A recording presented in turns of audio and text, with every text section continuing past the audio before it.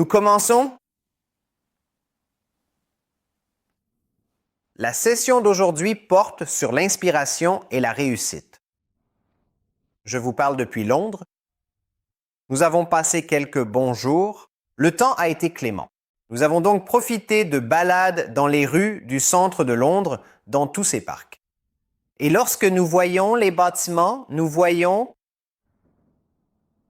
une expression de réussite, peut-être d'une gloire passée, peut-être aussi d'une réussite à venir. Nous voyons du développement, nous voyons de la construction, mais cela nous pousse à nous poser la question. Et c'est ce qui fait de nous des philosophes. Définir les aspects de la vie que nous avons tenus pour acquis. Et aujourd'hui, comment définissons-nous le succès? Qu'est-ce que c'est? Alors, pour poser la question au groupe, qu'est-ce que le succès? Cela varie d'une personne à l'autre. C'est obtenir ce que l'on désire. Super! Donc, le succès, c'est subjectif. Cela dépend des individus. Et vous utilisez l'expression « atteindre ce que nous désirons ». Le succès, c'est tout simplement la réalisation de ce que l'on s'est fixé comme objectif. Mais lorsque nous pensons à ces mots, réussite, objectif, que remarquons-nous à propos de ces mots? Atteinte. Quel est un autre synonyme pour tous ces mots? Satisfaire nos désirs. D'accord. Obtenir ce que l'on désire. Oui. Plus haut. Plus haut. D'accord. Plus haut. Un mot qui englobe tout cela, que ce soit l'atteinte, la réussite ou l'objectif. Ce sont tous des effets. Un effet appartient au futur. Le succès appartient au futur. Et pourtant, partout dans le monde, la façon dont nous avons été conditionnés depuis l'enfance est de chercher et de poursuivre le succès. Chercher la fin du désir, chercher l'objet du désir, chercher cette atteinte, cette réussite. Tout cela se situe dans le futur. Donc, la majeure partie de notre énergie mentale, la plupart de nos pensées sont consacrées à quelque chose dans le futur. Et si cela est exagéré, cela conduit à l'anxiété. Cela conduit à ne pas être dans le présent parce que nous ne pensons pas à ce qui nous mène vers le futur. Nous pensons uniquement aux résultats futurs. Plutôt que de procéder ainsi, peut-être que la transformation nécessaire devrait consister à ne plus être prioritairement et constamment préoccupé par l'effet futur, mais à porter notre attention sur ce qui cause cet effet. Parce que si la cause est parfaite, si nous avons la bonne cause, l'effet doit suivre. Donc, lorsqu'un étudiant fournit un travail sérieux, rédige bien son devoir, l'effet est la réussite à l'examen. C'est l'effet. Il réussit bien, obtient 80% ou tout autre objectif qu'il s'était fixé. Ainsi, à chaque action correspond un effet. Mais si l'action est mauvaise, étude indisciplinée, oubli des chapitres, des sections qui devaient être révisées pour l'examen, il ne réussit pas à l'examen. Mauvaise action, l'effet est l'échec. Et c'est ce changement de perspective. C'est ce changement de paradigme où, au lieu de toujours courir après et se concentrer sur le futur, il ne fait aucun doute qu'il faut se fixer un objectif. Mais une fois l'objectif fixé, tournons notre attention vers ce qui permet d'atteindre cet objectif. Parce qu'en réalité, toute la satisfaction, tout le bonheur se trouve dans le présent. Et si nous plaçons notre bonheur, si nous plaçons notre satisfaction dans le futur, alors il dépend de ce résultat. Si nous n'obtenons pas ce que nous voulons, c'est l'échec, la misère. Si nous obtenons ce que nous voulons, sans aucun doute, nous sommes joyeux un moment, mais à quel point cela est-il temporaire? À quel point est-ce éphémère? C'est tellement fugace. Et ensuite, l'esprit veut encore autre chose. Donc, toute l'attention devrait plutôt être portée sur le fait d'être heureux dans la poursuite, heureux dans la cause. Et tout ce qui découle de la cause, quels que soient les effets qui suivent, merveilleux. Le succès de votre ami est accessoire. Il vous suit. Mais si vous vivez pour le succès, nous constatons qu'il nous échappe. Ou du moins, le sentiment que nous recherchons à travers le succès, le contentement, la satisfaction qui en découle. Mais investissons plutôt dans la cause. Et quand l'effet, quand le succès arrive, nous ne savons pas. Cela dépend de quelques autres facteurs. Certains facteurs externes, d'autres internes. Par exemple, quel est notre passif passé? Cela a aussi un effet. Si nous avons manqué de discipline par le passé pour changer nos habitudes, pour prendre le contrôle de notre esprit, si l'esprit est déjà si fort, si les désirs sont si puissants, cela va prendre du temps. Alors concentrons-nous sur la bonne cause. Et c'est de cela qu'il s'agit aujourd'hui ou c'est le sujet d'aujourd'hui? Et pour réussir dans la réussite, nous devons nous concentrer sur la cause.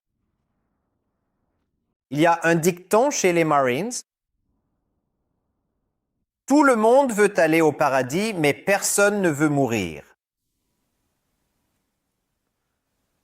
Nous voulons réussir, mais nous ne voulons pas fournir d'efforts. Nous voulons mener une existence paisible et prospère, mais nous ne voulons pas développer notre intellect. Comment pouvez-vous avoir du succès sans la cause? C'est simplement logique. Si la cause est parfaite, vous n'avez pas à penser au succès, il viendra automatiquement. Mais le point de départ est le pourquoi. Le pourquoi vous poursuivez, ce que vous poursuivez.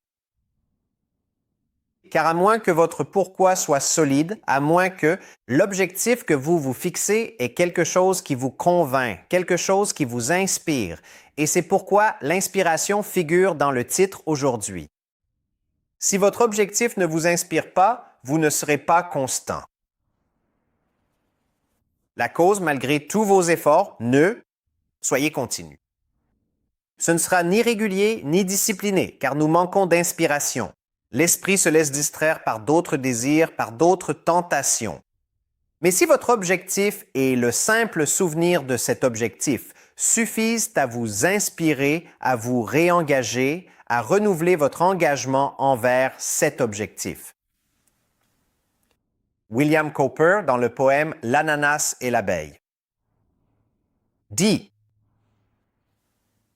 le point de départ même de l'humanité est erroné. La folie source de sa quête.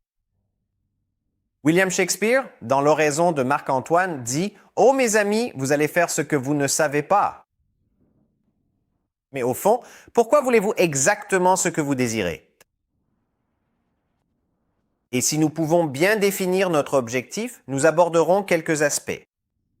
Dans le choix de l'objectif, nous pouvons constater qu'en pratiquant les actions, les causes qui mènent à l'objectif seront bien plus disciplinées. Donc, le premier aspect est que lorsque nous nous fixons un objectif à atteindre, cet objectif est-il réaliste? Maintenant, quand je dis réaliste, est-il à notre portée? Et c'est là que cela devient nécessaire. Et il semble qu'à presque chaque séance, nous revenions aux fondamentaux. Cela nécessite de se connaître soi-même, une auto-évaluation et la compréhension de sa capacité actuelle. Il ne fait aucun doute que vous pouvez l'améliorer, mais cela ne va pas être un changement phénoménal du jour au lendemain. Nous devons avancer progressivement. Et la manière d'y parvenir, on la retrouve dans le sport, on la retrouve dans le yoga. On la retrouve dans toute activité. Cela doit être une extension confortable Donc, en yoga, lorsque vous êtes dans une posture, dans un asana, vous vous étirez et vous tenez la posture, puis vous poussez un peu plus loin. Ne forcez pas trop, sinon vous risquez de vous froisser un muscle et cela vous fera régresser. Donc, ne dépassez pas votre capacité. Quelle que soit votre capacité, une extension confortable, un peu au-delà de votre capacité. Si vous faites de la musculation, d'accord, alors que pouvez-vous soulever maintenant pour devenir plus fort? Vous n'ajoutez pas tout de suite 15 kg de plus, vous risqueriez de vous blesser. Vous augmentez légèrement selon votre capacité, donc vous essayez 1 kg, 2 kg, une extension confortable. Vous vous sentez à l'aise à ce niveau. D'accord, à nouveau, étirez-vous maintenant. Si l'objectif est trop élevé, nous perdons l'inspiration parce qu'il semble très, très loin, trop loin. Et parfois, dans les cours, nous ressentons cela. Quand nous parlons de réalisation de soi et que nous évoquons une personne éveillée, cela nous inspire. Mais certains d'entre vous m'ont dit « Sudhakar, pas maintenant, dans une prochaine vie ». Alors d'accord, travaillons sur quelque chose que nous pouvons concevoir. Objectif réaliste. Devenir une meilleure personne. Être une personne plus heureuse et plus légère, être plus présent, développer son intellect, se développer personnellement. Oui, je peux le concevoir. Je peux concevoir une meilleure version de moi-même. Super. Réaliste, mais un peu tiré par les cheveux? Car si l'objectif est trop bas, voilà l'autre aspect du problème. C'est trop facile. Aucun effort n'est requis. Nous avons donc tendance à procrastiner. Nous avons tendance à penser que nous pouvons y arriver. L'effort requis chaque fois que nous le voulons. Nous ne nous dépassons pas. Nous n'améliorons pas notre capacité. Donc l'étirement confortable, c'est le premier aspect. Maintenant, le deuxième aspect de l'objectif, et c'est là que l'inspiration intervient, il doit être plus grand que vous-même. Et quand je dis plus grand que vous-même, pourquoi faites-vous ce que vous faites? Et si l'action ou le travail en lui-même n'est pas inspirant, vous ne voulez pas de ce travail. Vous voulez ce que vous obtenez du travail, mais pour qui? Pour moi. Lorsque nous organisons des séminaires avec l'entreprise, et cela à tous les niveaux, cela peut être la direction ou tout en bas, les ouvriers. À tous les niveaux, si vous demandez à quelqu'un pourquoi cette entreprise, pourquoi faites-vous ce que vous faites? Et 90% d'entre eux répondront pour payer les factures grâce au salaire. Mais pourquoi cette entreprise? Vous pourriez aller dans une autre entreprise peut-être et obtenir un salaire similaire. Pourquoi cette entreprise? Pourquoi ce travail? Pourquoi faites-vous ce que vous faites? Et pour la plupart des gens, c'est simplement pour payer les factures mensuelles.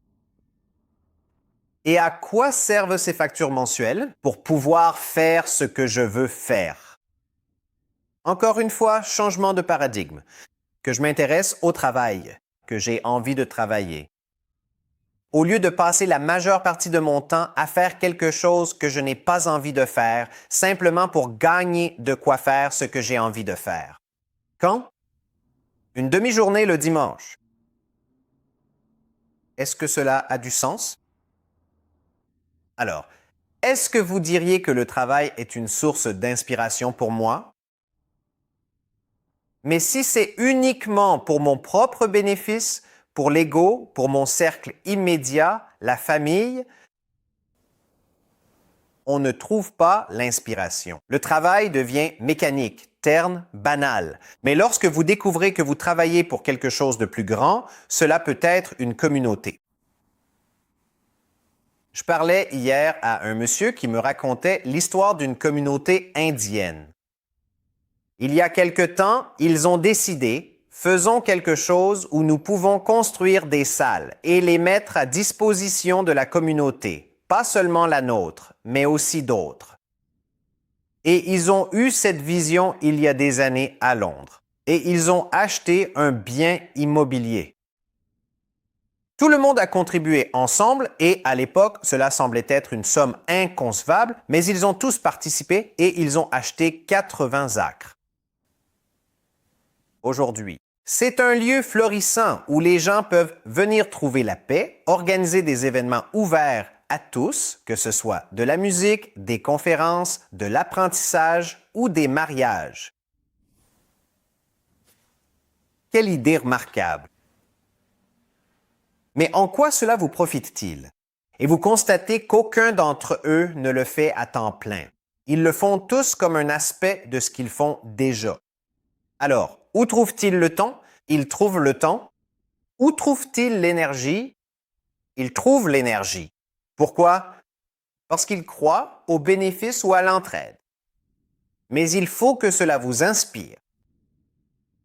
Nous étions au Brésil et nous parlions avec un monsieur qui envisage de faire de la philanthropie.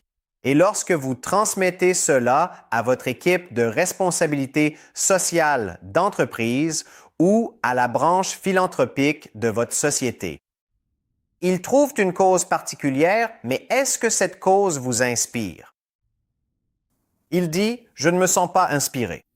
Donc, vous ne ressentez pas l'inspiration, vous ne trouvez pas l'énergie parce que ce n'est pas quelque chose qui vous appartient. Et puis, nous avons commencé à analyser. D'accord? Alors, qu'est-ce qui vous inspire? Si vous souhaitez rendre service, si vous souhaitez avoir un impact significatif, les membres de votre équipe, votre partie prenante. Puis il a dit, je voudrais venir en aide aux chiens errants. Il y a beaucoup de chiens errants dans ma ville. J'aimerais leur venir en aide. Et on pouvait voir son visage s'illuminer. Imaginez si nous pouvions prendre soin de tous ces chiens. Et il a dit, et je pense que je vais le diriger, pas seulement le déléguer, je vais le diriger, je vais le visualiser, je vais le mettre en place. J'ai le sens des affaires. Je peux rendre cela très efficace. Peut-être que nous pourrions atteindre non seulement notre ville, mais aussi les villes voisines. Peut-être que tout le pays s'y mettrait. Je ne sais pas où cela va mener ni quel sera le parcours, mais du point de vue de cette personne, l'inspiration vient. Et c'est presque comme si vous receviez l'énergie de ceux avec qui vous vous identifiez. Si jamais une personne décidait pour aller demander une augmentation à son propre employeur. Il y a un peu de nervosité, un peu de doute, d'insécurité. Vous répétez votre discours plusieurs fois parce que vous demandez seulement pour vous-même. Mais si vous demandez pour toute l'équipe ou si vous êtes un leader syndical, vous gagnez tellement de confiance parce que vous représentez ce groupe de personnes. C'est presque comme si vous receviez leur force. Donc, quand vous y allez, l'approche est différente. Et il se peut que vous demandiez exactement la même chose, peut-être une augmentation. Mais vous obtenez le soutien. Vous bénéficiez de la force du cercle auquel vous vous identifiez. Et c'est ça. Qu'est-ce que nous considérons comme un but puissant? Et lorsque votre pourquoi vous appartient, et c'est important, vous pouvez réussir. Et il se peut que vous travailliez pour réussir aux yeux des autres. Mais vous ne vous sentirez pas inspiré par le succès ou la poursuite du succès si ce n'est pas quelque chose qui vous convainc. Le considérez-vous comme une réussite? Vous pourriez dire atteindre un certain poste ou gagner un certain salaire ou vivre dans un certain endroit. Quelle que soit votre idée du succès, cela peut être la capacité de partager.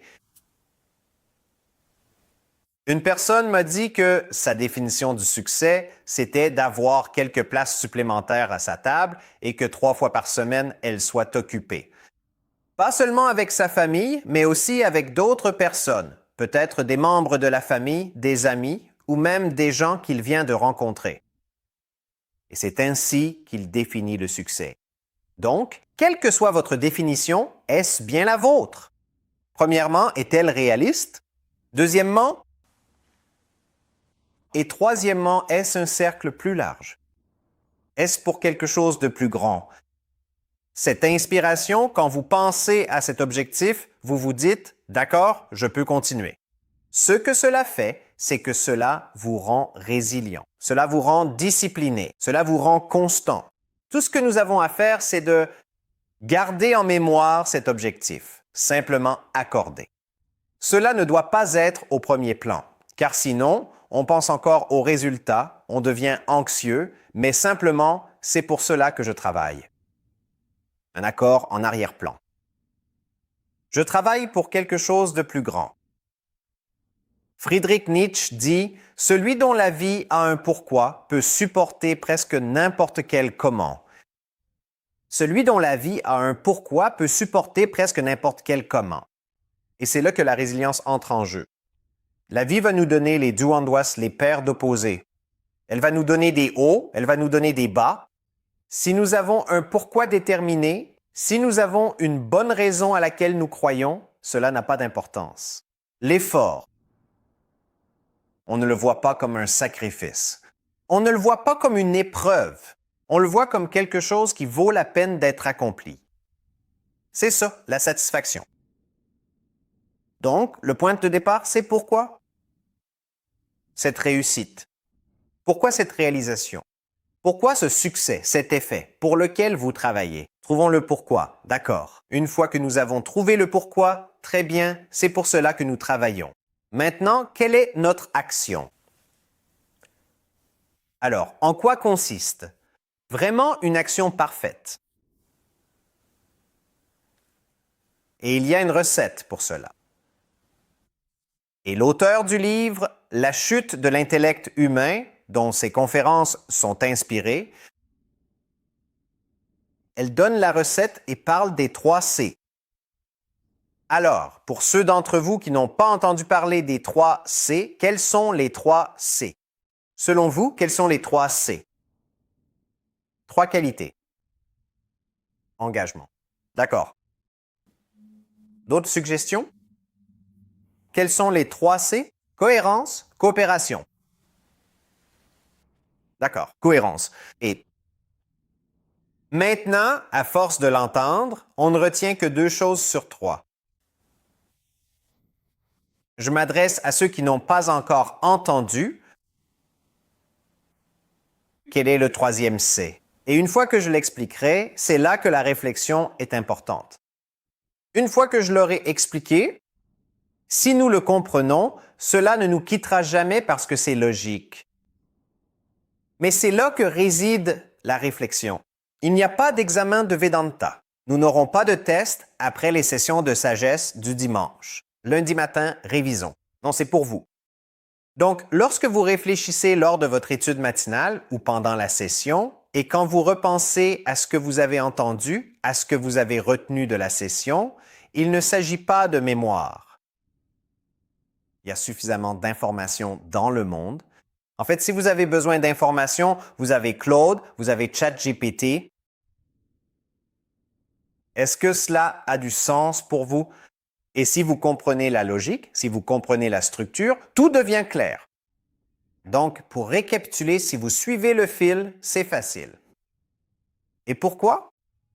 Les gens me demandent « Comment fais-tu, Sudak, avec… » On dirait que tu ne regardes pas de notes et parfois tu donnes tout un cours sans aucune référence. C'est parce que j'ai travaillé sur le fil de la pensée. Et si le fil de la pensée est clair pour vous, tout devient très fluide. Maintenant, le fil conducteur d'aujourd'hui, c'est le succès. Le succès est un effet. Pour obtenir un effet, il nous faut la bonne cause. Pour obtenir la bonne cause, nous commençons par analyser pourquoi nous voulons ce que nous voulons. Donc, trouver le bon objectif, trouver le bon pourquoi. Nous avons donné quelques aspects du bon pourquoi. Le bon pourquoi, cela doit être quelque chose de plus grand que nous-mêmes. Cela doit être quelque chose de réaliste. Cela doit être quelque chose qui nous inspire, afin que nous attendions l'effort avec impatience. Nous attendons avec impatience le lundi matin, pas le vendredi soir où nous fuyons le travail, d'accord? Prochain aspect, l'action parfaite. Qu'est-ce qui rend une action parfaite? Nous avons donc donné plutôt l'exemple d'un étudiant qui prépare ses examens d'une personne qui travaille sur un projet particulier. De quoi ont-ils besoin? Les 3 aspects sont les suivants. Premièrement, C signifie concentration. La concentration est responsable de la qualité de votre action. Quelle est la qualité que vous mettez dans le temps, dans l'action que vous accomplissez? Donc, nous pouvons être en train d'agir, nous pouvons être au bureau, mais combien de vous-même est réellement présent? Le bureau. Donc, vous êtes là, devant l'écran ou à votre poste de travail. Mais pouvez-vous dire qu'il s'agit d'un travail de qualité, d'une action de qualité? La deuxième partie, c'est que, d'accord, vous faites un travail de qualité. Le deuxième C est la constance. Le travail de qualité que vous faites, vous ne le faites qu'une fois par semaine. Comment allez-vous accomplir quoi que ce soit en ne le faisant qu'une fois par semaine? Il faut que ce soit constant tout au long de la journée, de la semaine et dans le temps. Pour voir des résultats, pour voir le succès. Et la troisième partie, c'est que vous pouvez très bien travailler de façon isolée, mais notre travail et nos efforts, aucun homme n'est une île. Aucune femme n'est une île. Nous sommes tous interconnectés. C'est leur coopération. Voici donc les 3 C. Premièrement, la concentration. Deuxièmement, la cohérence. Troisièmement, la coopération. Tous 3 ont besoin de l'intellect. C'est pourquoi cette section Inspiration et succès se trouve dans le chapitre Le rôle vital de l'intellect. Car nous avons besoin de l'intellect non seulement pour renforcer notre foi, non seulement pour améliorer nos relations par l'évaluation et la compréhension, mais aussi pour la prospérité, pour le succès. Nous en avons besoin pour définir notre objectif, pour découvrir le vrai pourquoi. Nous en avons donc besoin pour les 3 aspects. Allons-y un par un. Concentration. Qu'est-ce que la concentration? Restez bien concentré sur votre tâche. Concentration. D'accord. Écoutez et prêtez attention. Écoutez et prêtez attention. C'est ce qu'on appelle la concentration dans ce cours, je suppose. C'est l'intellect. Désolé, c'est l'intellect qui tient l'esprit à distance afin que vous puissiez vous concentrer uniquement sur cet aspect-là. Concentrez-vous, concentrez-vous, concentrez-vous. Mon professeur a posé cette question dans une école de commerce. Qu'est-ce que la concentration? L'auditorium était donc plein à craquer d'étudiants. Et juste devant, il y avait le doyen, et le doyen a levé la main. Et la question était, qu'est-ce que la concentration? Le doyen répond, la concentration, c'est le focus. Et Swamiji demande alors, qu'est-ce que le focus? Et un étudiant tout au fond de l'auditorium lève la main et dit, la concentration. Et c'est ce que nous faisons. Nous jouons avec les mots, mais nous ne nous rapprochons pas de la réponse. Qu'est-ce que la concentration? Donc, vous utilisez l'expression « tenir l'esprit à distance ». Non, il ne s'agit pas de tenir l'esprit en dehors de l'équation, en dehors de l'action.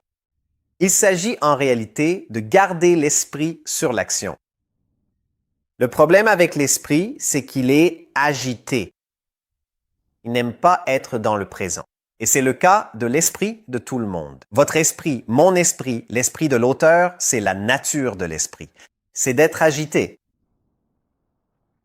Dans les Écritures, on l'appelle l'esprit singe et la comparaison vient du fait que le singe ne peut pas rester en place. Il lui faut un maximum d'espace pour bouger, pour se balancer. Même dans un espace, il doit continuer à bouger.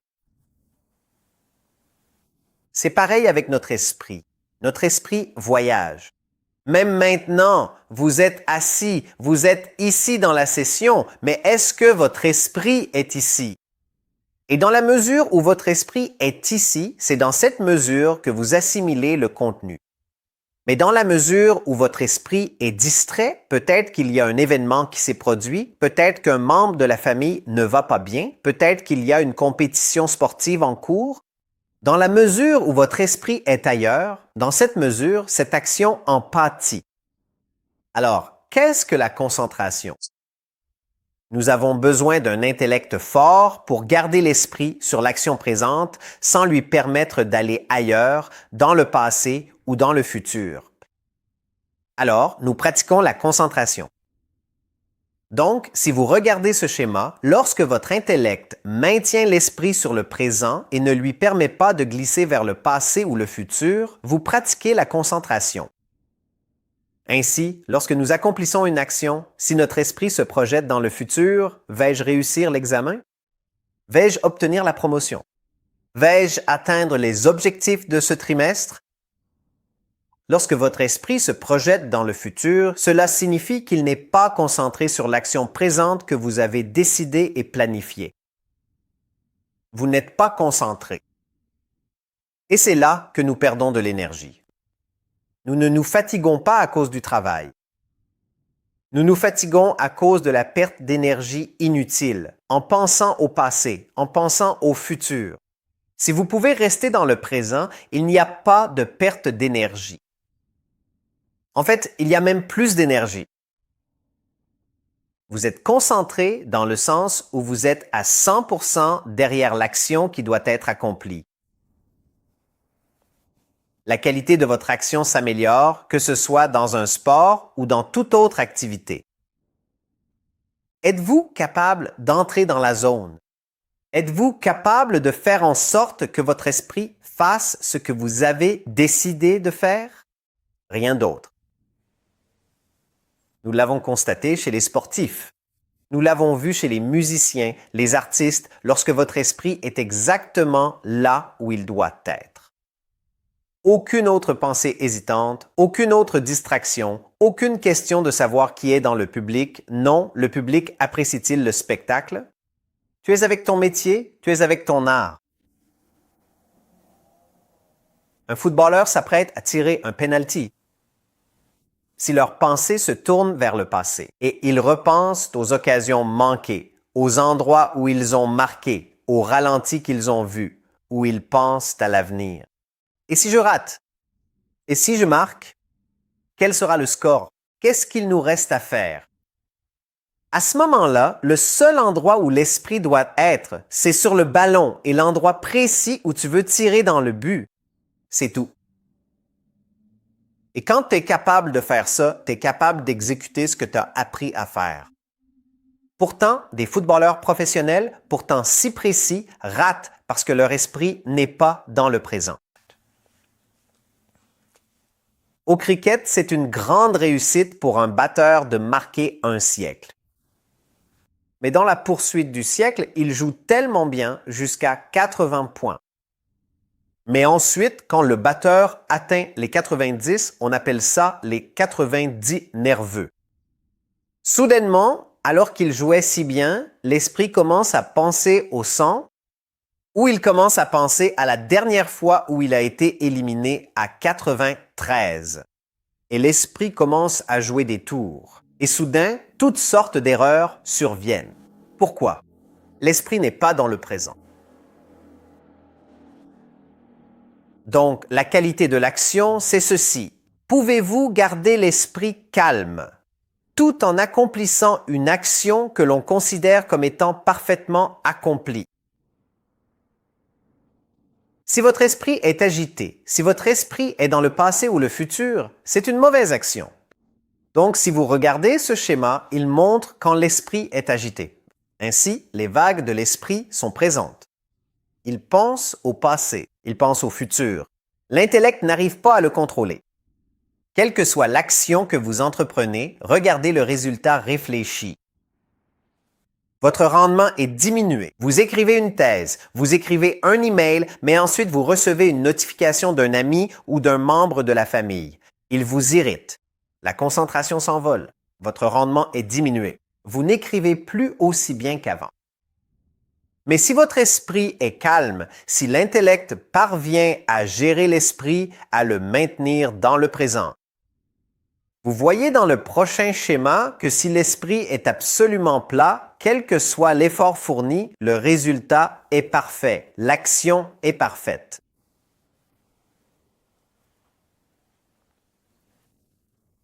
Par conséquent, efforçons-nous d'être pleinement ancrés dans le moment présent. Ce qui pourrait vraiment aider pour cela est une chose. C'est d'établir un emploi du temps. Établissez un emploi du temps du moment où vous vous réveillez jusqu'au moment où vous allez dormir. Ainsi, vous savez où votre esprit doit être. Cela aide donc à la concentration parce que nous savons qu'à cette heure-ci, notre esprit doit être concentré sur le cours. Donc, lorsque nous voyons l'esprit vagabonder, l'intellect ramène l'esprit et dit « Et reviens, ne pense pas au déjeuner, ne pense pas au dîner. Nous sommes ici pour cette heure. » Ainsi, l'intellect ramène doucement l'esprit. Pourquoi? Parce que vous savez ce que vous devez faire à ce moment-là. Le problème, c'est lorsque vous n'avez pas précisé où l'esprit doit être. Alors, l'esprit se dit « Super. » Et où va l'esprit? Vers tous ses désirs. Et lorsque vous avez le téléphone et que le téléphone vous permet d'aller où vous voulez, on se rend compte que le temps file à faire défiler, distrait, à envoyer des messages à une personne ici, à une autre là-bas. L'esprit est partout à la fois. Maintenant, je dis, vous pouvez faire défiler. Vous pouvez regarder quelque chose à la télévision, mais fixez un temps pour cela. Quoi que vous décidiez de faire, soyez-y à 100%. Mais que faisons-nous maintenant? Nous faisons défiler alors que nous sommes censés être en séance. Nous pensons à la famille alors que nous sommes au travail. Et quand nous sommes à la maison, nous pensons au travail et inversement. Pouvez-vous être là où vous avez décidé d'être? Alors, disons que nous avons acquis la concentration et un conseil très utile pour se concentrer, c'est que lorsque nous sommes épuisés ou fatigués, l'intellect, votre esprit commence à ressentir la pression. Votre concentration, il sera beaucoup plus difficile de penser à un sujet particulier. Et c'est pourquoi il est important d'avoir des moments de repos. Donc, si vous savez que votre capacité de concentration est d'environ 45 minutes ou 1 heure, prévoyez un petit moment de repos. Ainsi, vous avez l'occasion de vous ressourcer, de vous rafraîchir. Maintenant, que signifie se reposer? Cela signifie éteindre cet aspect particulier. Si vous savez qu'au début, c'est là que vous êtes le plus frais, alors placez vos activités qui demandent le plus d'efforts au début. Ainsi, vous pouvez réserver les tâches difficiles pour les moments où vous êtes le plus frais lorsque vous avez la concentration maximale. Mais vous remarquez qu'à mesure que la journée avance, et il ne fait aucun doute que vous pouvez améliorer votre capacité en prenant de petites pauses. Mais vous remarquez qu'au fil de la journée, vous commencez à être de moins en moins efficace ou de plus en plus fatigué, moins concentré, moins focalisé. C'est donc à ce moment-là que vous pouvez placer les activités plus faciles qui ne demandent pas autant d'efforts. Vous êtes toujours là, mais cela ne nécessite pas une précision au laser. Donc, certaines tâches ménagères ou des emails qui ne demandent pas autant d'attention. Il s'agit donc de trouver la bonne activité pour le bon niveau d'application. Le but, cependant, est d'être pleinement présent dans cette activité, au mieux de vos capacités à ce moment-là. Pour maintenir cette capacité, il faut rester frais, ne pas s'épuiser, ne pas vider sa batterie jusqu'au bout. Là où vos performances en pâtissent. Le deuxième C, c'est d'accord. Vous faites cette action de qualité. Vous mettez de la qualité dans votre journée. Vous avez un bel emploi du temps en place. Cela inclut du repos, d'accord, très bien. La concentration est efficace, mais vous ne le faites que le lundi. C'est là que la constance entre en jeu. La constance, c'est regarder toute votre journée, toute votre semaine, tout votre mois, toute votre vie. C'est observer toutes les activités que vous faites du matin au soir et se demander, est-ce qu'elles me mènent vers mon objectif? Est-ce qu'elles me rapprochent des objectifs que je veux atteindre, de ma réussite? Et si elles ne vous rapprochent pas de l'objectif que vous souhaitez, si ce n'est pas un aspect que vous souhaitez avoir dans votre vie, pourquoi le faites-vous? Et c'est cela la constance. La constance, encore une fois, est un exercice intellectuel qui consiste à s'assurer que chaque action que vous entreprenez, y compris le repos, car lorsque vous vous reposez, c'est pour travailler. Intéressant. Vous vous éteignez pour vous rallumer. Donc, le repos est aussi inclus. Vous examinez toute votre journée et vous donnez un but à chacune de vos actions. C'est ce qu'on appelle la constance. Faire ce qui doit être fait au moment où cela doit être fait, jour après jour. Le problème avec l'esprit, c'est qu'il devient agité, il s'ennuie, il devient un peu nerveux.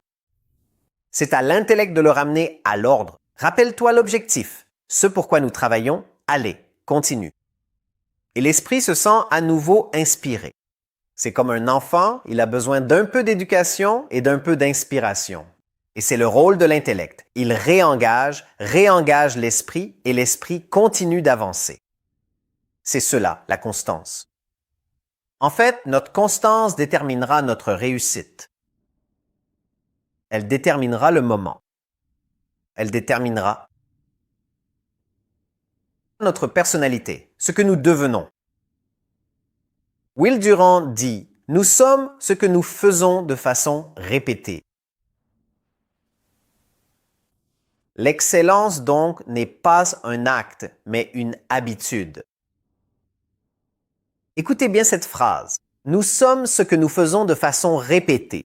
L'excellence, donc, n'est pas un acte, mais une habitude. Donc, si nous voulons être compétents, excellents, maîtres dans un domaine, même s'il s'agit de développer notre intellect, le faisons-nous de façon répétée. Cette session de sagesse du dimanche, 1 heure par semaine, ne va pas suffire à atteindre l'excellence dans la vie personnelle. Sans aucun doute, cela peut l'inspirer, cela peut la provoquer, mais cela devrait surtout susciter de la constance tout au long de votre semaine.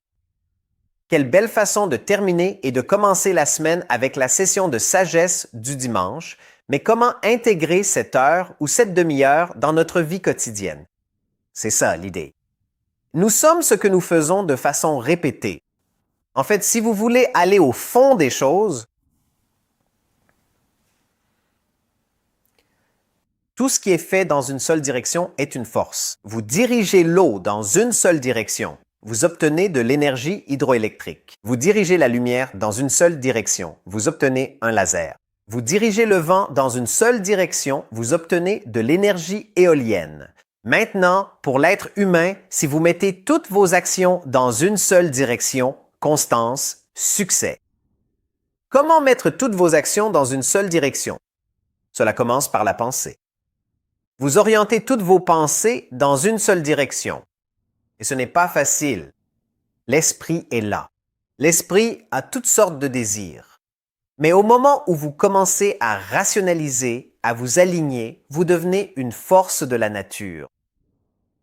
Vous devenez excellent. Ralph Waldo Emerson dit que tout repose sur la cause et l'effet et que cela se fait une pensée à la fois.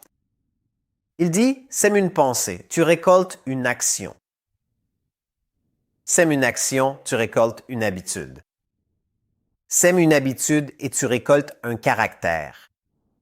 Sème un caractère et tu récoltes un destin. Si tu n'aimes pas l'endroit où tu es, le problème a été ce qu'étaient tes pensées.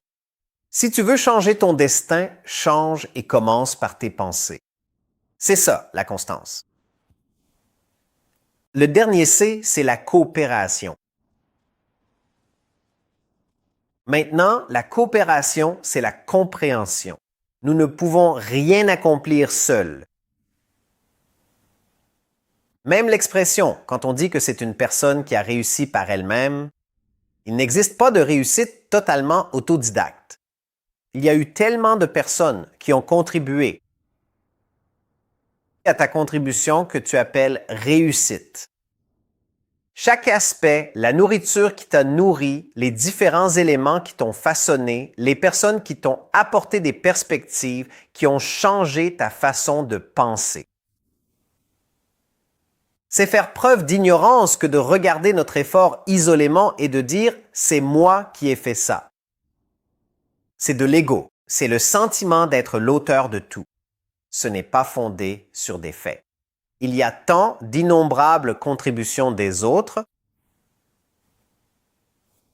conscientes, subconscientes, inconscientes, mais elles ont influencé ta façon de voir la vie.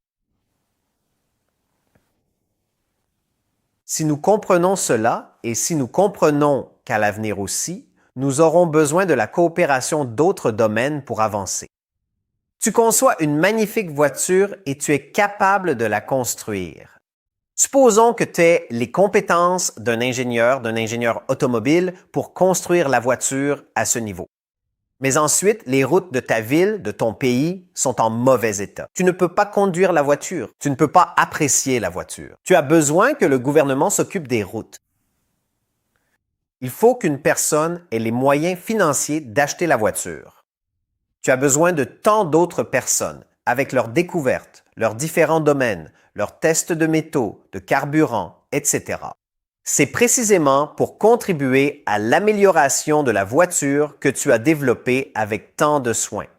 Comme le soulignait si bien le célèbre physicien Albert Einstein, chaque jour, et ce, plus de 100 fois par jour, je me rappelle à moi-même avec une grande humilité que ma vie intérieure et extérieure dépend entièrement du travail acharné d'autres hommes. Qu'ils soient vivants ou morts, et que je dois m'efforcer de donner dans la même mesure que j'ai reçu et que je reçois encore. Donc, la première étape de la coopération est de comprendre à quel point nous sommes interconnectés, mais même au sein de nos coéquipiers, de notre famille, du gouvernement avec lequel nous travaillons, de vous tous, nos parties prenantes, du client, du patient, tous ces éléments sont interconnectés. Donc, dans notre cercle immédiat, dans notre environnement proche, avons-nous de la coopération? Comprenons-nous que nous avons besoin de cette coopération? Il existe un très beau proverbe qui, selon nous, vient d'Afrique de l'Est.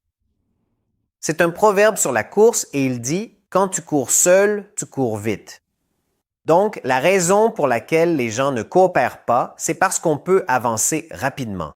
Donc, quand tu cours seul, tu cours vite, mais quand tu cours avec les autres, tu vas loin. Une raison de ne pas coopérer, c'est parce que tu veux simplement que les gens soient d'accord avec toi. Tu veux juste que les gens te disent « Vas-y », mais tu n'obtiens pas la coopération. Tu n'obtiens pas leur initiative. Tu n'obtiens pas leur inspiration. Maintenant, tu peux la payer. Et c'est pourquoi, dans le premier sujet que nous avons abordé, le pourquoi est si important. Parce que ce que nous essayons de faire pour susciter la coopération, c'est d'utiliser l'incitation. Donc, nous donnons des récompenses, nous donnons des incitations. Je vais te payer. Mais ils ne sont pas vraiment intéressés par le travail. Ils sont intéressés par l'avantage. Et nous ne réalisons pas qu'en encourageant les incitations, on encourage les gens à se concentrer sur la récompense plutôt que sur le travail. Mais si tu obtiens une coopération authentique, si tu arrives à convaincre les membres de ton équipe, de ta famille, de ton pourquoi, de ta raison d'être, de ton objectif, alors tu obtiens leur coopération, tu obtiens leur initiative. Donc, que l'incitation soit là ou non, ils coopéreront parce qu'eux aussi y croient. Et je ne dis pas qu'il faut supprimer les incitations. Les entreprises fermeraient probablement si elles essayaient cela, mais c'est l'initiative qui nous manque. Avec des incitations, tu peux continuer à essayer de faire suivre les gens, mais ils finiront par te quitter. Dès qu'ils reçoivent une autre offre, qu'une meilleure opportunité se présente parce qu'ils ne s'intéressent pas à ton objectif, à ta cause, et tu ne prends pas le temps d'éduquer ou d'investir pour embarquer cette personne. Donc, la capacité de l'intellect à travailler avec d'autres esprits et intelligences, à obtenir leur coopération, à expliquer ton objectif et à prendre le temps. Il ne fait aucun doute que cela prend du temps, mais il y a de la longévité. Mais plus important encore, il y a de l'initiative avec les incitations. Rappelle-toi, cela finira toujours par converger. Les gens vont se désensibiliser aux récompenses et ils arrêteront de travailler ou ils trouveront un autre travail qui offre de meilleures récompenses. Mais quand tu amènes les gens à travailler par initiative, ils continuent à proposer des idées. Ils continuent à co-créer et cela diverge. Ils veulent contribuer, ils veulent en faire partie. Et si tu regardes les entreprises qui ont vraiment réussi à innover et à engager, c'est parce qu'elles intègrent l'équipe dans le processus. J'ai posé la question à un monsieur que nous avons rencontré au Brésil. Il avait une entreprise prospère. Elle fonctionnait tellement bien. Puis il l'a transmise et ils n'ont pas réussi à maintenir ce succès. Et j'ai demandé, que s'est-il passé? Pourquoi une entreprise qui tournait si bien s'est-elle arrêtée? Et il a dit que la différence, c'est que les nouveaux propriétaires ont mis en place des SOP pour tout.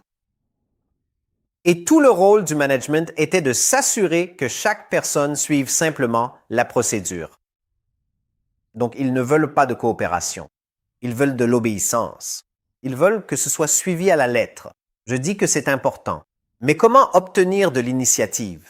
Donc, il n'y avait absolument aucun espace pour que ce groupe de personnes puisse réellement contribuer, innover ou apporter de nouvelles idées, exprimer leur personnalité. Et l'entreprise a lentement vacillé puis échoué. L'idée, c'est qu'avec la coopération, il y a tellement de puissance. Regardons les personnes autour de nous. Avons-nous leur coopération? Et que faisons-nous en termes de conversation, d'éducation? Pour nous relier à eux, obtenir leur coopération et commençons par notre famille. Avons-nous leur coopération? Et ensuite avec nos partenaires d'affaires, notre équipe. Avons-nous leur coopération? Quels efforts pourrions-nous faire pour obtenir leur soutien? Et alors, vous constatez qu'il y a un vent favorable dans vos efforts. Donc, les 3 C, concentration, constance, coopération, si vous avez ces 3-là. Le succès n'est pas quelque chose que l'on demande, il vous suivra. Ce sera l'effet de la perfection dans les 3 C. Une action parfaite, vous obtenez l'effet désiré, le succès. C'est notre sujet pour cette semaine. Nous passons maintenant à la séance de questions-réponses. Nous avons 3 questions qui ont été soumises. La première question est: est-il possible de travailler uniquement par initiative? Peut-on vraiment se passer des incitations? Et qu'en est-il du salaire? Est-il possible de travailler uniquement sur la base de l'initiative? Oui. Comment puis-je l'affirmer? Aussi sûrement parce que je le vis. Je le fais moi-même. À la Vedanta Academy, nous recevions un groupe appelé Young Presidents Organization. Et c'était un groupe de PDG venus du monde entier, qui venaient pour des retraites annuelles. L'une de leurs retraites annuelles se déroulait à la Harvard Business School, l'autre avait lieu à la Vedanta Academy. Et quand ils venaient, ils passaient une semaine sur place et à la fin de la semaine, ils demandaient « Qui est votre responsable événementiel ?» On demandait « Comment ça ?» Ils disaient « Non. Et la logistique, genre le ménage, les salles, les repas ?» On répondait « Les étudiants. » Ils disaient « Mais les étudiants sont en classe avec nous ?» Nous répondions « Oui. » Après le cours, ils se déplacent, se répartissent et s'occupent de leurs départements respectifs. Ils étaient impressionnés. C'est parfaitement fluide. Et c'est ce qu'ils retenaient. Ils nous donnaient chaque année une note élevée, toujours très élevée. Et il disait, si nous pouvions avoir ne serait-ce que 5% de l'initiative que les étudiants de la Vedanta Academy ont, notre entreprise serait différente. Mais voilà le point important. Il n'y avait aucune félicitation ensuite pour les étudiants. Il n'y avait pas de salaire, certainement pas. Il n'y avait aucune reconnaissance. Alors pourquoi les étudiants travaillaient-ils de façon aussi parfaite, avec autant de sincérité? C'est parce qu'ils croyaient en ce qu'ils faisaient. Ils étaient inspirés par l'étude. Et ils se disaient, quelle merveilleuse façon de partager cela avec un visiteur, avec un invité qui vient pour la première fois ou peut-être la deuxième. Comment pouvons-nous améliorer leur expérience du sujet? Et grâce à cette grande inspiration, une initiative totale n'avait besoin d'aucun élément extérieur pour le travail. Maintenant, je dis que c'est un cas extrême. Nous vivons dans un monde où les gens travaillent pour les incitations. Ils travaillent pour le salaire. Il n'y a rien de mal avec le salaire. Cela ne veut pas dire que lorsque vous avez de l'initiative, vous devez travailler gratuitement. Mais l'idée, c'est que l'objectif principal soit l'initiative. Pourquoi travailler dans cette entreprise? Que ce soit parce que vous êtes inspiré par cette entreprise, que vous êtes inspiré par le travail de l'entreprise et oui, le salaire. Le salaire est là, mais que le salaire ne soit pas le seul objectif. Nous avons effectivement besoin d'un salaire pour subvenir à nos désirs et besoins personnels. Je dis que même ce travail que nous faisons, voyager à travers le monde, partager ce sujet, nous comprenons que la question financière est un aspect à prendre en compte. Mais que cela ne soit pas l'essentiel, car sinon, cela change tout.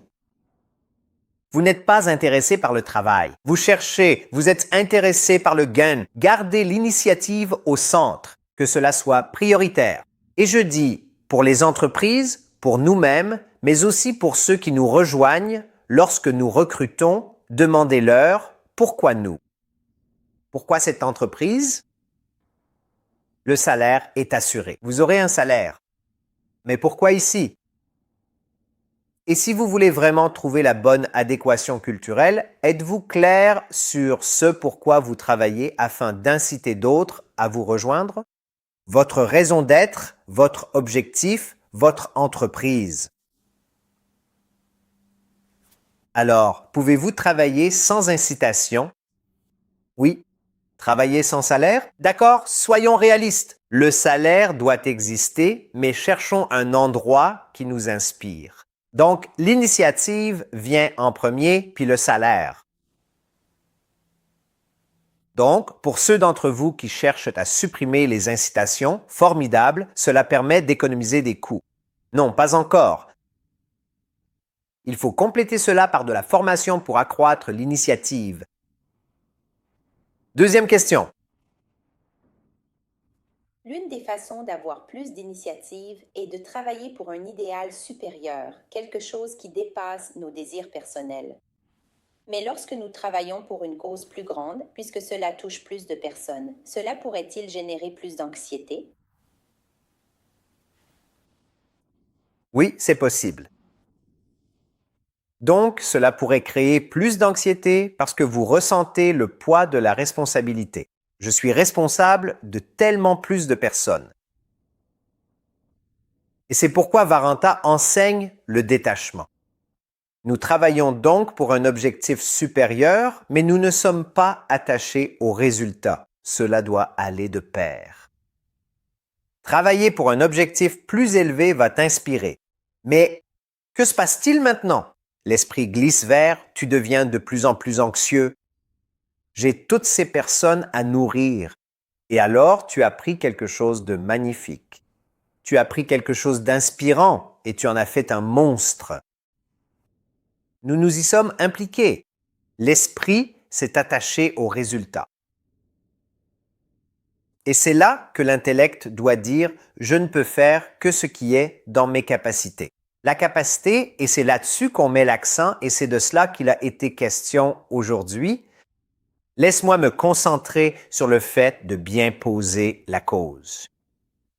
Est-ce que je donne le meilleur de moi-même? Il peut y avoir des facteurs externes, des conditions auxquelles je dois m'adapter et peut-être m'ajuster. D'accord. Quel est le meilleur que je puisse faire avec ce que j'ai en ce moment?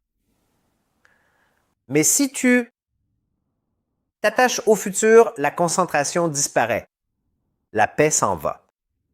L'anxiété prend le dessus sur notre personnalité. Ainsi, le Vedanta nous enseigne, oui, travaille pour un but plus élevé, mais ne t'attache pas au résultat, à la réussite.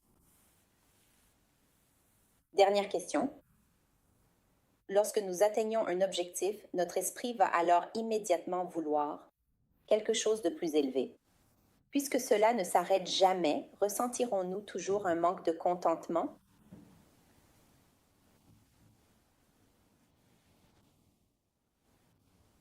Pas nécessairement, car supposons que tu comprennes les règles de ce jeu avant d'y entrer.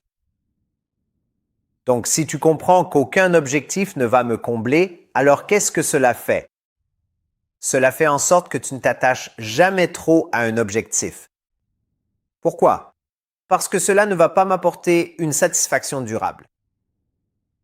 C'est une partie de la réponse. Donc, tu travailles pour quelque chose, mais tu ne te stresses pas trop à ce sujet parce que pourquoi devrais-je me stresser autant? Même si j'atteins l'objectif, même si je gagne la compétition, même si je deviens le détenteur du record et le plus grand de tous les temps, cela ne va pas m'apporter une satisfaction durable. C'est une partie de la réponse. Donc, tu te lances dans la poursuite, tu te mets au travail en toute conscience. Tu comprends la nature de tout cela. Tu n'es pas déçu. En fait, tu apprécies davantage le voyage.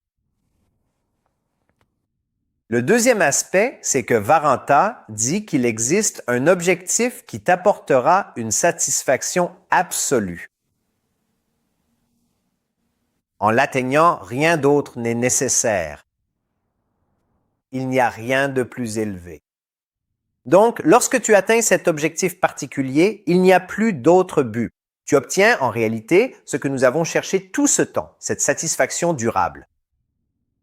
Ce véritable succès, ce sommet de la réussite dans la vie, c'est la réalisation de soi, l'illumination, le nirvana, le royaume des cieux. Et lorsque tu atteins cet état absolu, il ne te manque rien, tu es comblé. Pourquoi? Parce que c'est ce que nous avons cherché tout ce temps. Tout autre objectif sera jugé insuffisant, incomplet, insatisfaisant.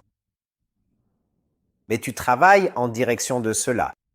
À chaque petit pas que tu fais vers cet objectif, tu ressens progressivement de plus en plus de bonheur et une immense sensation de légèreté. Mais tu ne te sentiras jamais complet tant que tu n'auras pas atteint la réalisation de soi. Par conséquent, réorganisons nos priorités et faisons de la réalisation de soi l'objectif. C'est déjà l'objectif. Nous n'en sommes simplement pas conscients. Nous n'en avons simplement pas conscience. Heureusement, nous avons ce sujet.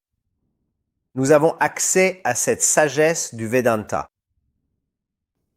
Au lieu de procéder par essai et erreur et d'expérimenter toutes sortes de voies que la vie propose, nous pouvons aller directement au but de la vie. Pour trouver cette satisfaction durable, cette béatitude et le contentement de la réalisation de soi. Est-ce que ce sont toutes les questions? Oui. D'accord. Merci à tous de nous avoir rejoints. Nous passons au prochain chapitre dimanche prochain. Passez une excellente semaine et à bientôt. Hari Om à tous.